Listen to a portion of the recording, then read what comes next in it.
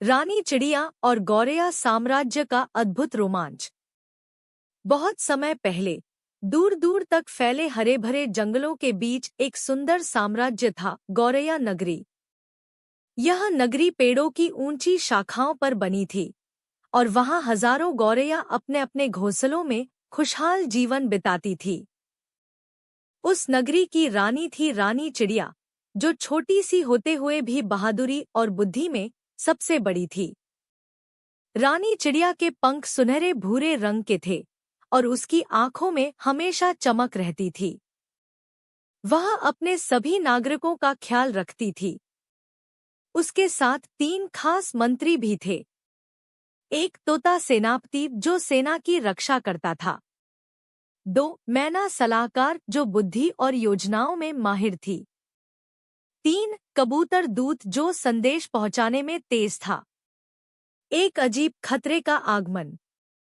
एक दिन सुबह सुबह कबूतर दूत ने उड़ते हुए आकर खबर दी, रानी जी, पश्चिम की घाटी में एक विशाल बाज और उसके सैनिक कौवे आ गए हैं।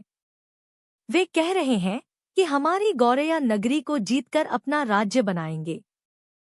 सारी नगरी में हलचल मच गई।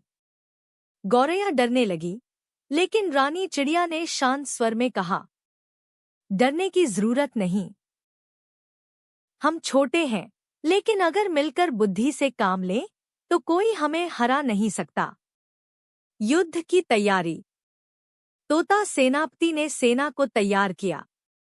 गौरैयों ने अपने घोंसलों के आसपास कांटे और सूखी टहनियां बिछा दी ताकि दुश्मन आसानी से अंदर न आ सके। मैना सलाहकार ने एक योजना बनाई। हम सीधे ताकत से नहीं जीत सकते, हमें चालाकी से जीतना होगा। रानी चिड़िया ने अपनी सबसे तेज उड़ने वाली गौरैयों को चुना और उन्हें जंगल के फूलों और फलों से मीठा रस इकट्ठा करने का आदेश दिया। बुद्धि की जाल। दूसरे दिन बाज और कौवे आ गए। वे बहुत बड़े और ताकतवर थे। उन्होंने जोर से चिल्लाकर कहा, यह नगरी अब हमारी होगी।